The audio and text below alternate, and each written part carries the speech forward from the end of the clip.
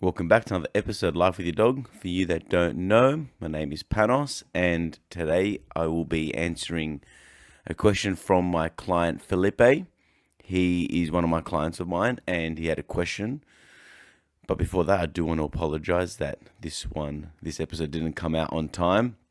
I actually really thought that I had recorded an episode, and I went to the Gold Coast for my sister's wedding. Beautiful time. Congratulations to Ep84 and Reese.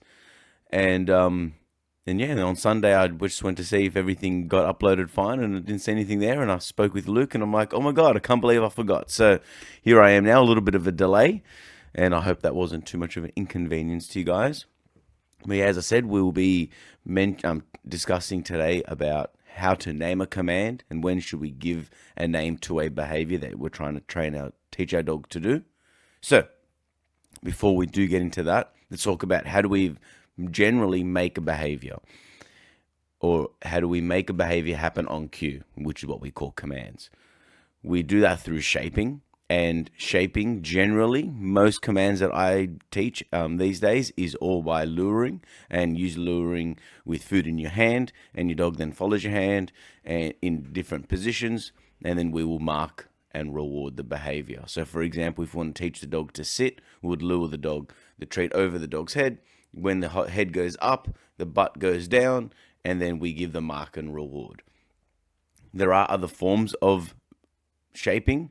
We can do it by free shaping, where we can be in a static room. I'm in a completely blank room, nothing exciting's happening around, and we wait for the dog to offer a specific behavior completely on their own, no help from the handler or from the trainer. So we can just stand still, be sitting down, and as soon as the dog looks at for example, if we want to teach a dog to touch with his nose a touchpad, every time he looks in the direction of the touchpad, I would mark and reward.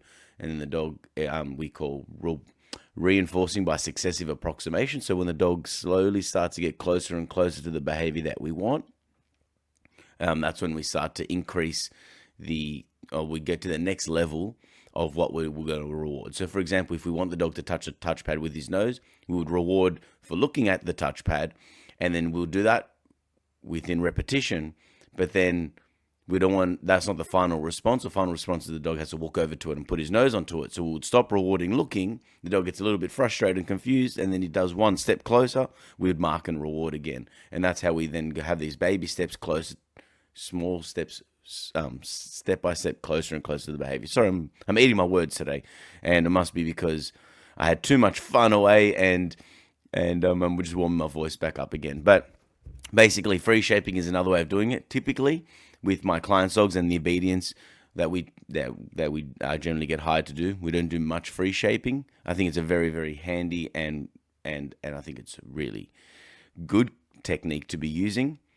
Generally for more specific commands, or something a little bit more complex, possibly. Or if you want to just mess around with your dog and see if we can get cool behaviors, I think that could work as well.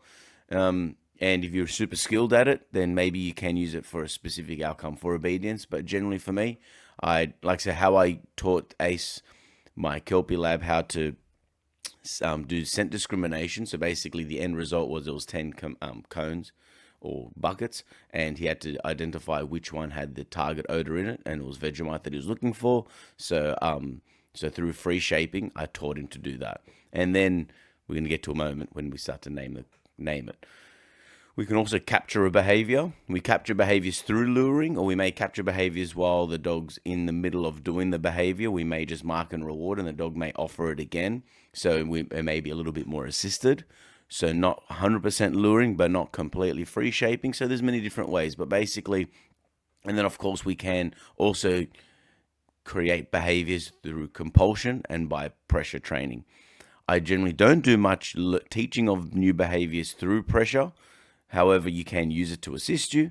For example, if the dog refuses to lay down and you're using lots of luring and other techniques that always get used first, you may need to use a little bit of pressure on the lead, a little bit of physical pressure by using compulsion. I may have to be luring with food and then gently with my hand pushing down on the dog's back, like in a 45-degree angle. Not like a forceful push, or even if I was to use the lead, nothing too crazy, enough to be able to guide the dog's body and use that pressure to be able to make the dog do it. And I think that there are places for all of these different techniques. But I thought I'd mention that before. When should we actually use the word? So I'm not sure what Felipe was specifically asking in terms of what command, but he just asked, hey, when do I start putting a word to a command?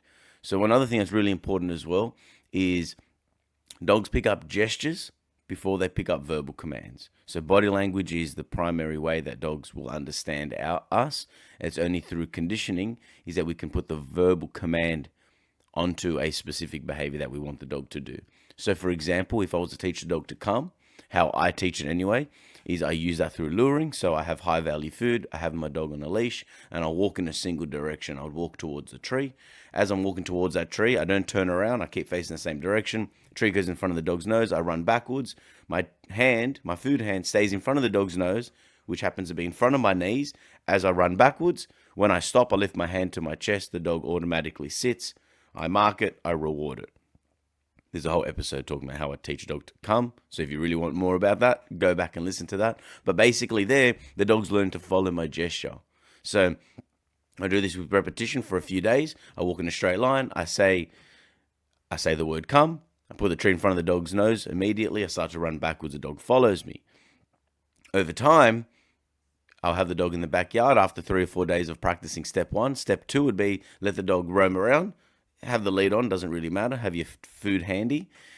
As soon as the dog's maybe 3 or 4 meters away from me, I would say the dog's name. The dog already knows his name, so he looks at me. I say the word come, and within 1 second later, I don't do it at the same time. This is very important.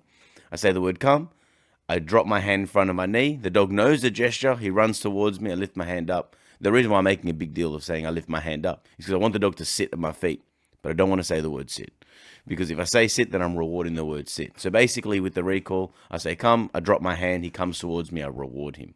The word comes half a second before the gesture. So through classical conditioning or Pavlovian conditioning, what happens is a new stimulus or a new signal has to come before the signal that the dog knows. So the dog knows the gesture, but I want to be able to use the word to be able to mean what the gesture means. Now, the dog only does any of those because he wants the food. So food is the thing that the dog wants. The dog knows that